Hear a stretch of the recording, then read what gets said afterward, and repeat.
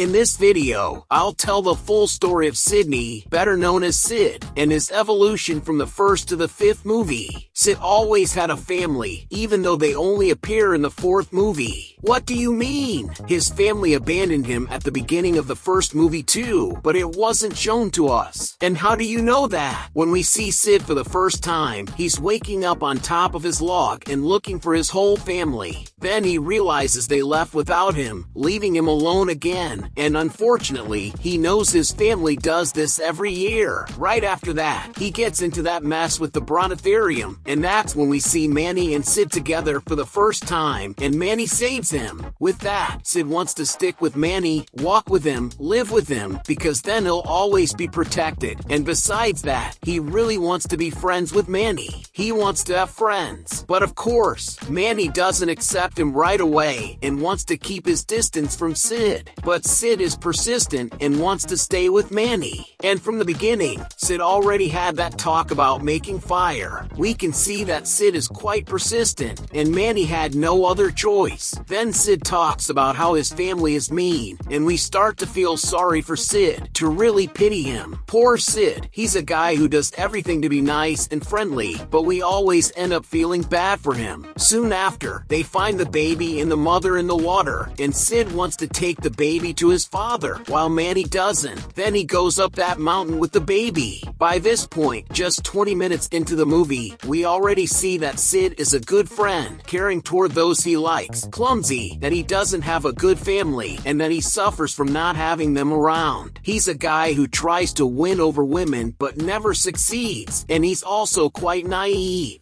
In the next scene, Diego tries to steal the baby. They have a quick conversation, and then they leave Diego behind and move on. But soon after, he comes back, and the three of them go together to take the baby. A little later, there's that scene where the baby is hungry, and they find 3 melons that those crazy dodos are guarding, and Sid gets into a very challenging situation. He faces all of them to get the melon to the baby, meaning we see that when it's necessary to act, when the only option is to be brave, Sid pulls through. Then we see the first time Scrat interacts with another character in the movie, which is with Sid. In fact, Sid is the character who interacts with Scrat the most. Moving forward a bit, Sid tries another flirting move and uses the baby to get closer to the girls. That's just Sid being Sid. As the story progresses, he grows more attached to the baby, and the two have a lot of fun. We also notice that he's a great skater. Later, they discover that Diego was tricking them all, and Diego switches sides and comes up with a plan to fool the tigers. We also see that, in addition to being a great skater, Sid is an excellent skier. Then we get to the final battle with Manny and Diego against the tigers. Diego is left weak on the ground, and Sid says he's too lazy to hold a grudge. They return the baby, and everything ends well. We see that even though Sid isn't that good looking, he has a beautiful heart and plenty of good qualities. He messes up sometimes, but it's impossible to stay mad at him. And for those who paid close attention, Sid ends up talking about global warming, which is the main theme of the second movie.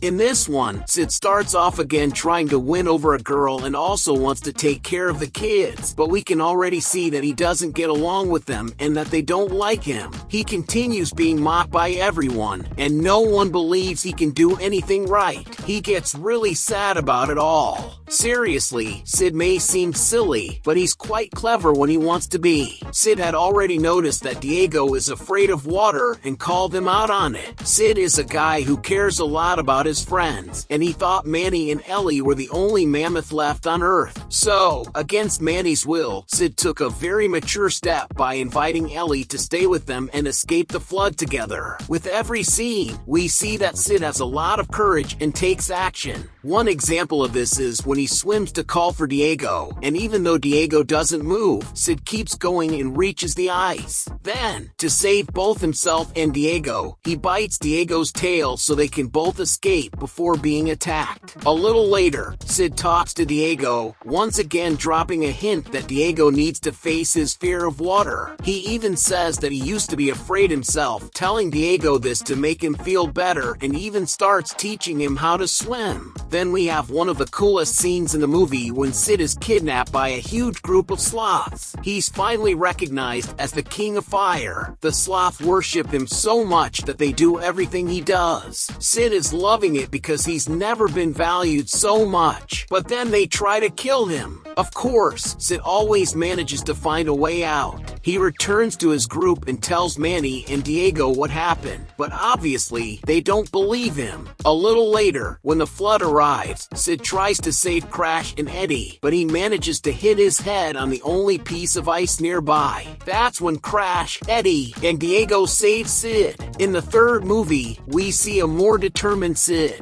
Everyone thinks the group is going to split up, and he's upset about it, but accepts that he might have to go off on his own until he finds another group. We continue to see Sid being clumsy, innocent, and more family-oriented than ever. Now he finds 3 dinosaur eggs and takes care of them, even making those super weird faces. Sid had always wanted to have a wife and start a family, but no one really thought it would happen. So he's determined to raise the 3 dinosaurs at any cost. No one thought it was a good idea, but Sid didn't want to change his mind. Then he let the 3 dinos into the playground, and soon, by accident, all the kids got in too. Manny had told them not to let anyone in, so of course, he was really mad at Sid. The mother dinosaur shows up to take her babies, and Sid doesn't want to give them up, so she takes everyone, kidnapping Sid along with them. But soon after, the mama dino and Sid start becoming friends. It was actually her who saved Sid, and the whole crew from Rudy. Well, when Sid thought he was done for, and about to fall into the lava waterfall, Crash, Eddie, and Buck, piloting that dino bird, saved the world's most beloved sloth. And in one of the saddest scenes, Sid says goodbye to the baby dinos and their mother. Quickly moving on to the fourth movie, Sid's story gets even sadder. It's where we see his family return, but they stayed for a very short time, came up with a lame excuse, and even said they missed him. Then there's Granny, and they ask Sid to take her for a walk. Then, they immediately run off again. In other words, they only came back to leave Granny with him. So sad. Afterward, Sid asks Granny why their family does this to them, and she replies by saying that they think they can't do anything right. In the fifth movie, it starts with Sid proposing to Francine, but unfortunately, she rejected him. Shortly after, Granny got lost, which really upset Sid, showing that he's still very family-oriented. Then, we discover Geotopia, a place where everyone becomes young again, and there, Sid meets Brooke, and it was love at first sight, especially for her. They even kissed. No one ever thought Sid would end up with someone, but deep down, everyone wanted it, right? But then Granny stayed there, and Brooke had to stay too, or else she'd go back to being however many years old, and we were all really sad because yet another of Sid's relationships only lasted like 15 minutes. But then, at Peach's wedding, Brooke showed up, stayed with Sid, and even sang a song for him. He finally found a partner. He was the last one of the trio, but he made it. Well, Sid is a friendly, supportive, sometimes romantic guy, maybe not always, a family man, clumsy, someone who helps those in need and can overcome his fears when necessary. Despite all his flaws, which are always unintentional, he makes up for them with his cute personality. According to John Leguizamo, the actor who voices Sid, will have Ice Age 6. All we can do is wait and see if it happens. Thank you so much for watching, and see you in the next Cine Lovers.